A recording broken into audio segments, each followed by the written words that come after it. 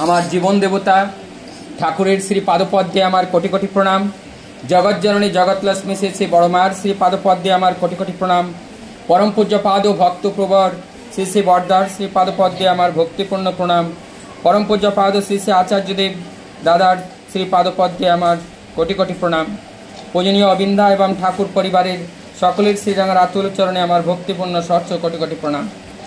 আজ এই সৎসঙ্গে উপস্থিত ঠাকুরের প্রতিপালনকারী কর্মীগণ, ইষ্টপ্রাণ দাদা মায়েরা, ছোট ছোট ভাই বোনেরা, সবাইকে যথাযোগ্য স্থানে আমার আনন্ত জয়গুরু প্রণাম ও শুভেচ্ছা। আমরা আজকের যে সৎসঙ্গ, এই সৎসঙ্গের বিষয়ে আমরা অবগত হলাম যে আমাদের যে কাকু, তার যে এই বাৎসরিক, ওনার এই বাৎসরিক উপলক্ষে আজ এই সৎসঙ্গ হচ্ছে। আমাদের মনে প্রশ্ন হতে পারে যে একটা মানুষ তিনি দেহেতে নাই, তাহলে তিনি বিদেহী তাকে বলা হয়। তাহলে সেই বিদেহী জীবাত্মা অর্থাৎ তার ভাবদেহ এই ইথর জগতেও থাকতে পারে এবং আবার সেই পঞ্চ আকৃতিতে তিনি এই স্থূল শরীরে প্রকাশিতও হতে পারে। তা সেটা সম্বন্ধে আমাদের জানা নেই। তাহলে এই যে তাকে উপলক্ষ করে এই আমরা যে এমন সৎসঙ্গ করি, এই সৎসঙ্গ করলে তার কি লাভ হয়, এটা আমাদের জানতে ইচ্ছা হয়। তার কেমন করে কি লাভ হয়? এই যে যখন কাকে কেন্দ্র করে যখন আমরা এই সতের আলোচনা করি, সৎ কথা বলি, তখন কি হয়? তিনি যেখানে আছেন, যদি তিনি সেই ভাবদেহে থাকেন, যদি কোনো মাতৃগর্ভে তিনি না এসে পৃথিবীতে ভূমিষ্ঠ যদি না হয়ে থাকেন, তখন কি হয়? যদি তিনি এই ভাবদেহেতে থাকেন, তাহলে তাকে কেন্দ্র করে যখন আমরা পরম পিতার চরণে প্রার্থনা করি, তখন তারও পদোন্নতি হয়। হয়তো সেই পৃথিবীতে যে রূপে আসতো, তার থেকে আরো বড় মাতৃগর্ভ সে পায় এবং আরো উচ্চ স্থান পায়। এই যে তাদের যে সন্তান সন্ততি যদি পরম পিতার রাতুল চরণে তার জন্য প্রার্থনা করে, তার প্রার্থনা সেই ঠাকুর মঞ্জুর করেন এবং তার সেই ভাবদেহকে আরো উন্নত করে তোলেন। এবং যদি সেই ভাবদেহ পৃথিবীতে এসে থাকে, কোনো মানুষ রূপে পৃথিবীতে জন্ম গ্রহণ করে থাকে, তখন কি হয়?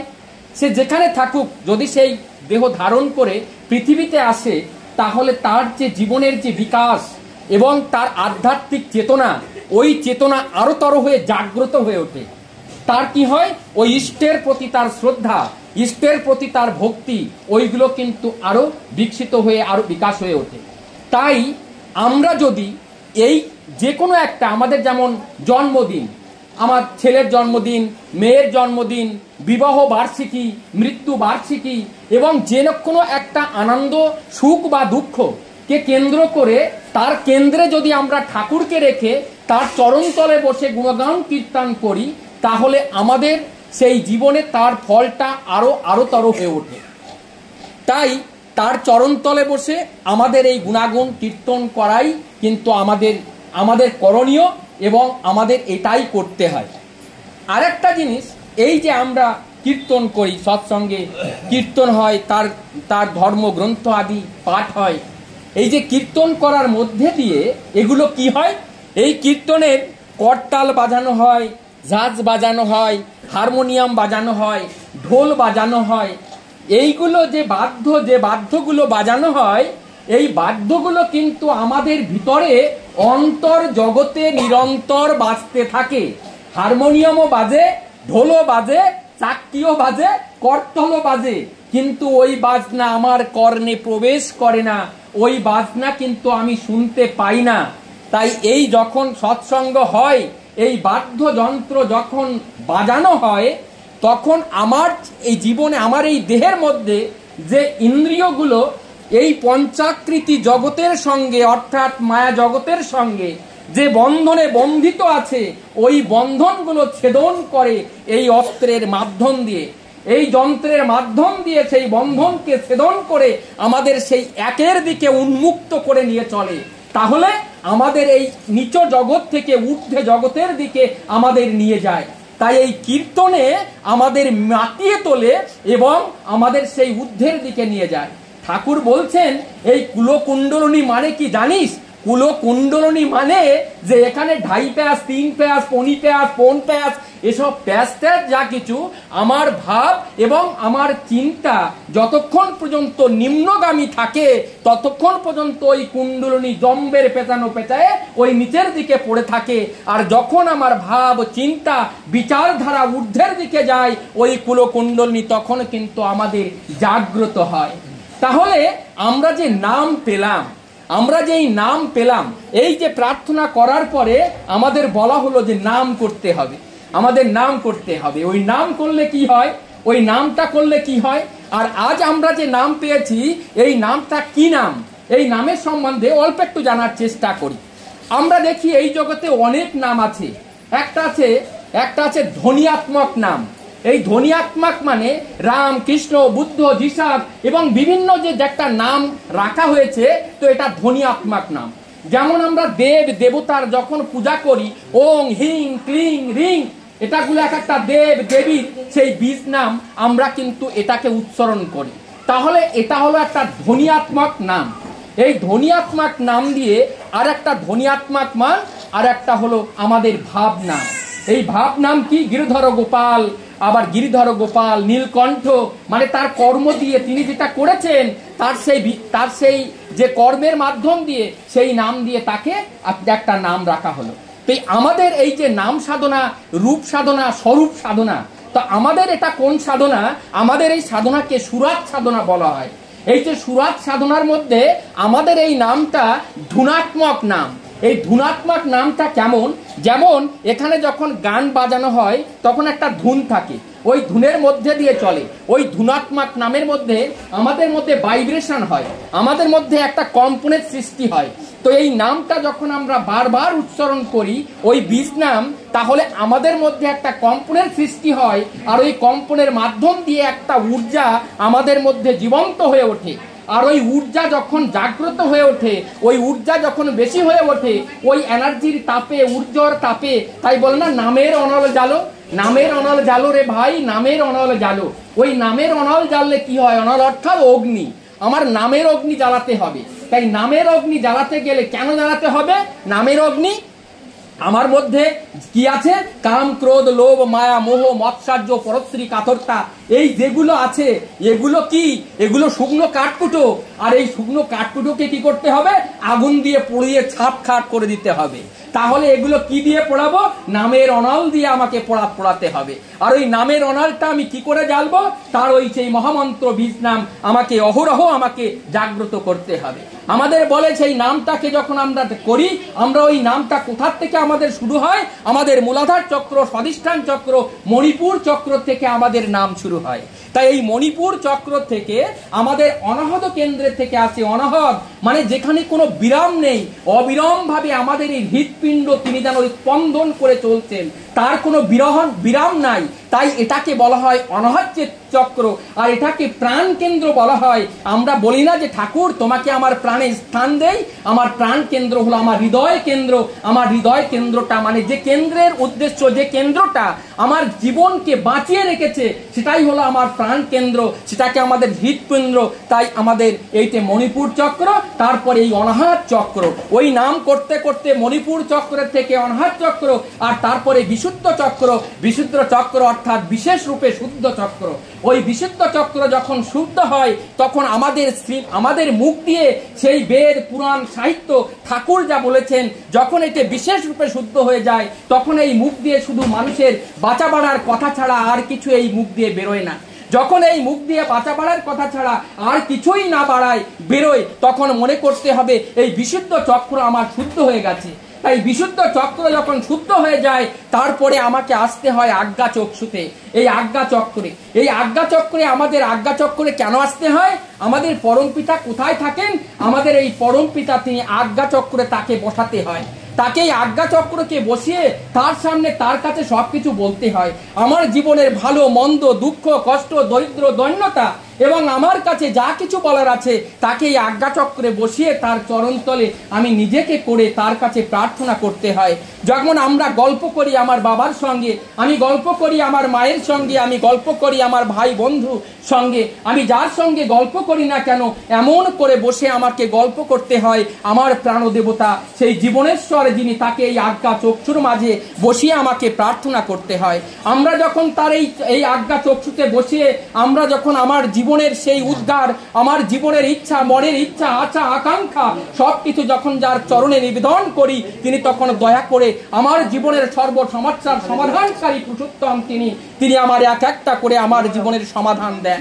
তখন আমার জীবনে আমি চলার রাস্তা পাই, আমার অন্ধকার জীবন যেন আলোতে ভরে যায়, আমার জীবনে যেন হতাশা নিরাশা সব যেন দূরীভূত হয়ে আমার জীবনটা যেন আলোয় ভরে ওঠে। তাহলে কখন এই আজ্ঞা চক্ষুতে তাকে আমাকে বসাতে হবে। তাই এই যে আমাদের যে 6টা চক্র, এই 6টা চক্র আমাদের এই পিণ্ড দেহের মধ্যে থাকে। পিণ্ড দেহ অর্থাৎ এই যে দেহ, ভৌতিক দেহ, যে দেহটাকে আমি দেখছি পঞ্চ আকৃতির দেহ, আকাশ অগ্নি জল বায়ু পৃথিবী, এই 5টা তত্ত্ব দিয়ে এই দেহটাকে তৈরি করা হয়। এই দেহটাকে শুদ্ধ করতে গেলে এই যে তার মূলাধার, স্বধিষ্ঠান, মণিপুর এবং অনাহত, আজ্ঞা ও বিশুদ্ধ চক্র, এই 6টা চক্রকে শুদ্ধ করলে আমরা দেহ শুদ্ধি তখন আমরা হতে পারি। তাই ঠাকুর এই দেহটাকে শুদ্ধ করার জন্য তিনি আমাদেরকে সহজভাবে কি দিলেন, আমাদের যজন করতে হবে। আমাদের এই যজন করাটা মানে কি, যজন আমাদের কেন করতে হয়? আমরা মনে করি যে সৎসঙ্গের জীবনে এতে মনে হয় কোনো সাধনা টাধনা কিছু একটা নেই, না আছে দাড়ি, না আছে লম্বা লম্বা চুল, না আছে কপালে তিলক, না আছে গলায় কোনো মালা। তাহলে এ কোন ধরনের সাধনা হলো? কলিযুগে যে পঞ্চযজ্ঞের কথা বললেন, যে মহাযজ্ঞের কথা বললেন, ও যজ্ঞ আজকাল আর সে যজ্ঞ হবার সম্ভাবনা নাই। কেন? সব দিক থেকে অশুদ্ধ হয়ে গেছে, তাই সেটা সম্ভব হবে না। তাই কি বললেন, এই কলিযুগে শুধু নাম আধারা, শুধু নাম ছাড়া আর কোনো গতি নাই। জীবের শুধু একমাত্র নাম আর ওই কীর্তন, নাম আর কীর্তন ছাড়া জীবনের আর কোনো বাঁচার পথ নাই। তাই সেই মহানামকে, সেই মহানাম আমাদের নিরন্তর আমাদেরকে জপতে হবে। আর এই জপার মাধ্যম দিয়ে আমাদের মধ্যে সেই নামের অনলকে আমাদের জাগ্রত করতে হবে। হ্যাঁ, আমি যে কথায় ছিলাম, যা আমি বলছিলাম, তা আমাদের কি করতে হবে? আমাদের এই সাধনা করতে হয়। কেমন করে সাধনা করতে হয়? যজন করতে হবে। এই যজনের মধ্যে কি আছে? এই যজনের মধ্যে আমাদের আছে, এই যজনের মধ্যে দিয়ে আমাদের উষাকালে আমাদের উঠতে হবে। উষাকালে উঠলে কি হয়? ওই উষাকালটা ব্রহ্ম মুহূর্ত বলা হয়। ব্রহ্ম মুহূর্ত কেন বলা হয়? কেননা ওটা অত্যন্ত শুদ্ধ এবং পরিষ্কৃত। ওই মুহূর্তে অক্সিজেনের মাত্রা অত্যন্ত বেশি থাকে। আমাদের জীবনের মধ্যে, আমাদের শরীরের জন্য, বেঁচে থাকার জন্য যেখানে অক্সিজেনের মাত্রা বেশি, সেখানে আমাদের জীবনটা অত্যন্ত নিরাপত্তায় থাকে। ক্যান্সারের মতো ভয়ঙ্কর, টিবির মতো ভয়ঙ্কর রোগ আমাকে গ্রাস করতে পারে না। আপনার ফেফড়ার ভিতরে এবং আমার শরীরের মধ্যে কোনো রোগ এসে আমাকে আক্রান্ত করতে পারে না। তাই আমাকে সেই ব্রহ্মা মুহূর্ততে উঠতে হবে। তাহলে ব্রহ্মা মুহূর্তটা কয়টা থেকে কয়টা পর্যন্ত? রাত 2টো থেকে 6টা পর্যন্ত তাকে ব্রহ্মা মুহূর্ত বলা হয়। এই ব্রহ্ম মুহূর্ততে আমাদের উঠতে হবে। আর ওঠার পরে আমাদের কি করতে হবে? ধ্যান করতে হবে। পরম দয়াল ঠাকুর আমাদের ধ্যানের কথা বললেন কি, উষা নিশায় মন্ত্র সাধন, চলাফেরায় জপ, যথাসময় ইষ্ট নিদের মূর্ত করাই তপ। তাই আমাকে ধ্যান করতে হবে। ধ্যানের মধ্যে আমাদের কি করতে হবে? আমাকে ধ্যান কি করে করতে হয়? আমাদের বেদ কি বলছে? ধ্যান মূলম গুরুমূর্তি, ধ্যান মূলম গুরুমূর্তি। তাই আমাদের সেই গুরুর মূর্তি আমাদের ধ্যান করতে হবে। গুরুর মূর্তি ধ্যান করলে কি আমরা জীবনের সব উদ্ধার হয়ে যাব? ওই গুরুর মূর্তি ডাকার সঙ্গে সঙ্গে আমার মনে পড়ে যাবে যে তিনি আমাকে কি করার জন্য বললেন। আমার যে করার জন্য বললেন, ওই করাটাই হলো আমার গুরুমূর্তি ধ্যান।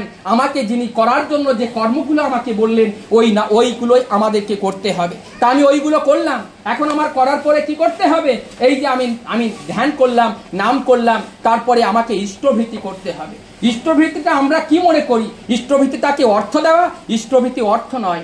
ইষ্টভীতি আমার ভোগ লিপ্সা, আমার দুঃখ কষ্ট, দৈন্যতা, জরা জন্য যা কিছু আছে, আমার জীবনের অবসাদ। এই আমার জীবনের অবসাদকে কে নেবে? আমার দুঃখ, আমার 10 বছরের জেল হয়ে গেছে, আছে কেউ এই পৃথিবীতে? আমার 10 বছরের জেল আমাকে এসে বলবে, দীপঙ্কর ওই জেলে তোমাকে যেতে হবে না, তোমার জায়গায় আমি যাই। আমার ঠাকুর এইটাই করেন। আমার জীবনের যে দুঃখ, আমার জীবনের যে কষ্ট, ওই ইষ্টভীতির অর্ঘ্যের মাধ্যম দিয়ে তিনি আমার সেই দুঃখ কষ্ট দৈন্য, সেই বিষ যেটা, সেই বিষকে তিনি দয়া করে নেন, নিয়ে সেই বিষকে তিনি গ্রহণ করে সেই হলাল পান করে তিনি নীলকণ্ঠ হয়ে যান। তাই তার নামই হলো নীলকণ্ঠ।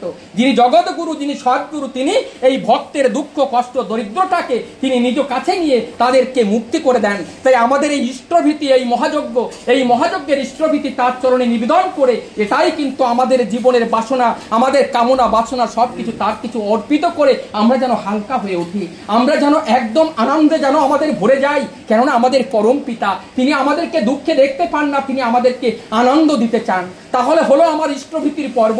এই ইষ্টভীতির পর্ব করার পরে আমাকে কি করতে হবে? সকালে প্রার্থনা করতে হবে।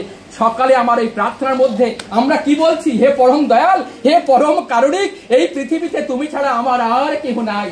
তাই এই কথাগুলো শুধু কি ওই ভোরে আর বিকালে তার কাছে বলার জন্য? আমি যদি বলি তিনি ছাড়া আমার আর কিছুই নাই, তাহলে তিনি টানার যে কথা, ওই কথাটাই তো আমার মুখ্য হয়ে হওয়া দরকার। তিনি আমাকে যা বলেছেন সেটাই করা আমার মুখ্য হয়ে ওঠা দরকার। কিন্তু যখন আমি চোখ মেলে বাইরে বেরোই, তখন আমার কর্মটাকে মুখ্য করে তার কর্মটাকে আমি পাশের দিকে রেখে আমি আমার জীবনযাত্রায় চলতে থাকি। একদিন, 2 দিন, 3 দিন এমনি করে শ্মশানে যাবার লাস্ট দিন পর্যন্ত আমি আমার কর্ম করে যাই, তার জন্য একটি বারও আমি ভাবি না। তাই পরবর্তীতে আমি আমার জীবনে দেখতে পাই দুঃখ কষ্টে আমার জীবনটা ভরে গেছে, তখন আমি হতাশায় নিরাশায় হাহাকার করে শুধু কাঁদি। আমাকে আর দেখার মতো কেউ নাই, ছেলে আমাকে দেখে না, মেয়ে আমাকে দেখে না, পাড়া প্রতিবেশী আমাকে ভালোবাসে না, কেউ আমাকে ভালোবাসতে চায় না। তাহলে তার জন্য দায়ীকে? ওই যে আমি যে তার নির্দেশকে পরিপালন করে উঠিনি। তাহলে হলো আমার ওই ইষ্টভীতি আমার করা হলো। ওই ইষ্টভীতি করার পরে আমাকে সেই প্রার্থনা করার পরে আমাকে যে আমার যে শ্রেষ্ঠজন আছে তাদেরকে আমাদের করতে হবে, প্রণাম করতে হবে। এখানে বাড়িতে যা আছে তাদেরকে প্রণাম করতে হবে। আর তার আগের যে ঘটনাগুলো আমাদের আরো কি করতে হবে? তার পবিত্র গ্রন্থগুলো পড়তে হবে। ওই পবিত্র গ্রন্থগুলো পাঠ করে আমাদের নিজেদের মধ্যে প্রত্যেক দিন আমাদের ওইকে বুঝতে হবে। বুঝে ওঠার পরে তাহলে কি আমার ইষ্টভীতি শেষ হয়ে গেল?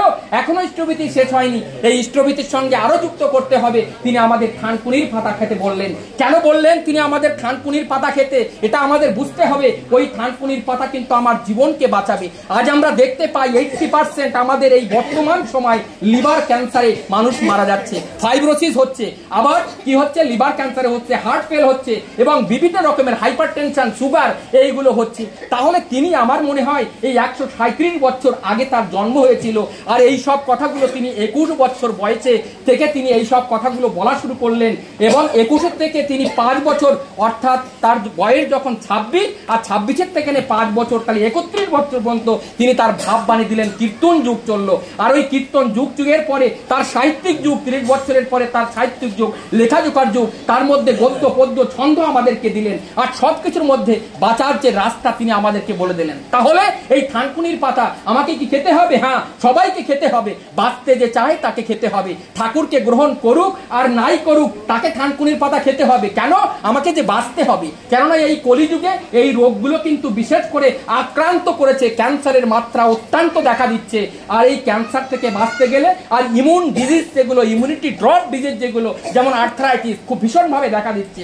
আর্থ্রাইটিস, ডাইমেনশিয়া, মানে মাথার যেন পাগল হয়ে যায়, মানুষ 60 বছরের পরে ভুলে যায়, অনেক কিছু ভুলে যায়, মেমোরি ল্যাপস হয়ে যায়। এই যে রোগগুলো তাদেরকে আক্রান্ত হচ্ছে, তার জন্য তিনি বুঝতে পেরেছিলেন, কেন তুমি কারণ পুরুষ তিনি। তাই তিনি আমাদেরকে বলেছিলেন থানকুনির পাতা আমাদের খেতে হবে। তাই সেই থানকুনির পাতা, সেই পাতার সঙ্গে ড্যান্টাল সহিত আমার 1 গ্লাস জলের সঙ্গে আমরা যদি সেই থানকুনির পাতাটা মুখে দিয়ে রাখি, চিবিয়ে না খেয়ে, কেননা ওর মধ্যে আবার একটু পাড়াও থাকে, একদম চিবিয়ে না খেয়ে ধীরে ধীরে যদি ওটা গলে যায় তাও সেটা ভালো হয়। আর যদি কেউ যদি রোগগ্রস্ত থাকে, তা একটা জায়গায় বেশি করেও সে খেতে পারে। তো এই যে আমাদের থানকুনের পাতা খেলাম, তারপরে তিনি আর একটা বিধান দিলেন, ওইটা পালন না করলেও কিন্তু আমাদের ইষ্টভীতি পূর্ণ হলো না। তাহলে কি? সবাচন। আমার সবাচন কেন করতে হবে? আমাদের সবাচন, ঠাকুর আমাদের সবাচনের বিধান দিলেন, আর প্রত্যেকদিন করতে হবে তাই বললেন। কেন? আমরা দেখতে পাচ্ছি বর্তমানে মানুষ চলতে চলতে হার্ট অ্যাটাক হচ্ছে, সবজি বাজারে কিনতে কিনতে হার্ট অ্যাটাক হচ্ছে। তাহলে তিনি কারণ পুরুষ, তিনি জানতেন যে এখান থেকে এত বছর পরে হার্ট অ্যাটাকে মানুষের সংখ্যা, মারার সংখ্যা বেশি হয়ে যাবে। এখন বর্তমানে হার্ট অ্যাটাক এবং লিভার ফেল এবং কিডনি ফেল, এই রোগে বেশি লোক মারা যাচ্ছে। তাই তিনি বললেন যে সবাচন আমাদের করতে হবে। যারা সবাচন করে, নিত্য নৈমিত্য হবে করে, হার্ট অ্যাটাকে তারা মরবে না। বিশেষ করে তাদের বলা হয় হার্ট অ্যাটাকে মরে না। কি করে করতে হয় সবাসন? এই সবাসনটা প্রত্যেকটাকে আমাদের যারা দীক্ষা দেওয়া হয়, দীক্ষার পরে সবাসনকে দেখাই দেওয়ার নির্দেশ আছে। আমাদের বিশেষ কিছু নয়, এই হাতটা এইভাবে এই হাতটা এই শরীরের পাশে এরকম ভাবে আকাশের দিকে মুখ করে এমনি করে, আর এই পাটা দুই সাইডে পাতাটা এইভাবে পাতে দিয়ে ওইভাবে থাকতে হবে, হাত পা শ্বাস ছেড়ে দিয়ে, আর ধীরে ধীরে হালকা শ্বাস নিতে হবে। এইটা সবাসন আমরা 5 থেকে 10 মিনিট আমরা যদি প্রত্যেক দিন একবার কিংবা 2 বার করি, তাহলে আমাদের যে হার্ট অ্যাটাক, আমরা হার্ট অ্যাটাক থেকেও বাঁচতে পারি। অন্তত ঠাকুরের ভয়তে আমরা কিছু নাই করলাম, কিন্তু বাঁচার ভয়তে তো আমরা কমসে কম কিছু তো করি। এই কর্মগুলো আমাদেরকে যা কিছু দিয়ে গেলেন, এই সব কিছু কিন্তু আমাদের বাঁচার জন্য। আমরা কেমন করে বাঁচতে চাই, যাদের মনে একটু বাঁচার ইচ্ছা আছে, তাদের ঠাকুরকে গ্রহণ করতে হবে এবং তার নির্দেশগুলো আমাদেরকে মুক্ত করে তুলতে হবে। শুধু আমার নয়, আমার বাড়ির পরিবারের যত লোক আছে সবাইকে ঠাকুরের এই কথা বলে, এই নির্দেশে নির্দেশিত করে তাদের জীবনটা ঠাকুরময় করে পরিপালিত করার চেষ্টা আমরা সবাই করব। এই প্রতিজ্ঞা আজ ওই কাকুর সেই বিধে আত্মার এই 1 বাৎসর পুণ্য অর্থে পরম পিতার রাতুল চরণে যে প্রার্থনা করছি, এই প্রার্থনার সঙ্গে সঙ্গে আমরাও প্রার্থনা করব, আমরা যেন তার তার সেই ঠাকুরের মতো যিনি যেমন চেয়েছিলেন আমরা সবাই হয়েছি। সকলের মঙ্গল প্রার্থনা পরম দলের রাঙা রাতুল চরণে করে আমি আমার বক্তব্য এখানেই সমাপ্ত করলাম। জয় গুরু, বন্দে পুরুষোত্তম।